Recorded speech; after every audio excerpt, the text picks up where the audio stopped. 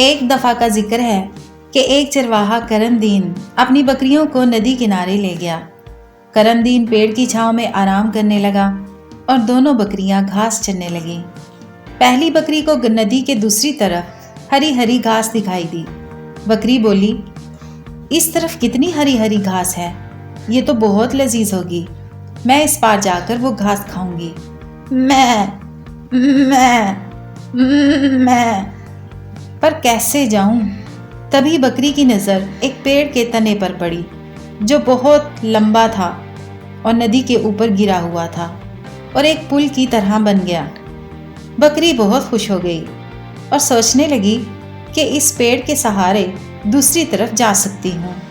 بکری پیڑ پر چڑھ کر ندی پار کرنے لگی۔ تبھی اس کی نظر ایک اور بکری پر پڑی جو اسی پیڑ پر دوسرے کنارے سے آ رہی تھی۔ پیچھے ہٹ جاؤ، پیچھے ہٹ جاؤ، مجھے ندی پار کرنی ہے۔ میں تم پیچھے ہٹو، تم پیچھے ہٹو، پہلے میں پار کروں گی۔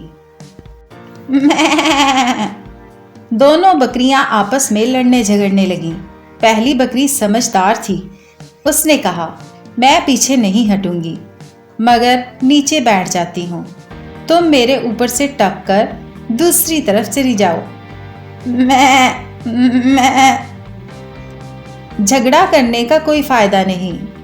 دوسری بکری مان گئی اور پہلی بکری کے اوپر سے ٹپ کر ندی کے دوسرے کنارے پر چلی گئی۔ اس طرح دونوں بکریوں نے ندی پار کر لی۔ پھر دونوں نے ایک دوسرے کا شکریہ ادا کیا۔ لڑائی جھگڑے سے نہیں بلکہ صلح صفائی سے حل نکالا جا سکتا ہے۔ ایک دفعہ کا ذکر ہے، ایک گاؤں میں جاوید نامی ایک آدمی رہتا تھا۔ وہ رنگ برنگی ٹوپیاں بنایا کرتا تھا اور انہیں بازار میں جا کر بیچ دیتا تھا۔ اس کی خوبصورت رنگ برنگی ٹوپیاں سبھی کو پسند تھیں۔ ایک دن جاوید ٹوپیاں بیچنے بازار جانے لگا تو راستے میں اسے بہت تیز بھوک لگی۔ وہ کھانا کھانے کے لیے ایک بڑے سے گھنے پیڑ کے نیچے بیٹھ گیا۔ بہت تیز دھوپ ہے، کیوں نہ تھوڑی دیر آرام بھی کر لیتا ہوں اور کھانا بھی کھا لیتا ہوں۔ تھکا ہارا جاوید درخت کے نیچے آرام کرنے لگا۔ اسی دوران اس کی آنکھ لگ گئی۔ اسی گھنے درخت کے اوپر بہت سارے بندر بیٹھے تھے جو بہت شیطان تھے۔ جب بندروں نے دیکھا جاوید ٹوپی والے کی آنکھ لگ گئی ہے اور وہ سو چکا ہے تو تبھی سارے شرارتی بندر درخت سے نیچے اتر آئے اور ٹوپیوں کے ساتھ کھیلنے لگے۔ بیچارہ جاوید اس بات سے بے خبر آرام سے سو رہا تھا۔ تبھی وہاں سے ایک بیپاری گزرا جو کپڑے بیچا کرتا تھا۔ وہ بندروں کو دیکھ کر سمجھ گیا کہ ضرور کچھ گڑبڑ ہے۔ تھوڑے اور پاس آنے پر اس نے جاوید ٹوپی والے کو سوتے ہوئے دیکھا۔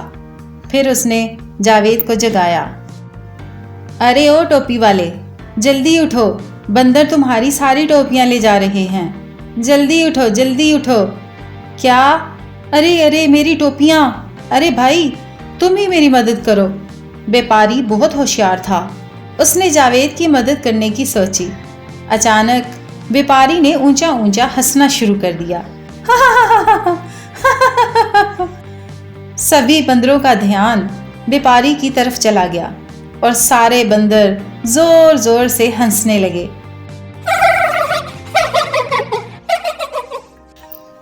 بیپاری سمجھ گیا کہ بندر اس کی نقل کر رہے ہیں۔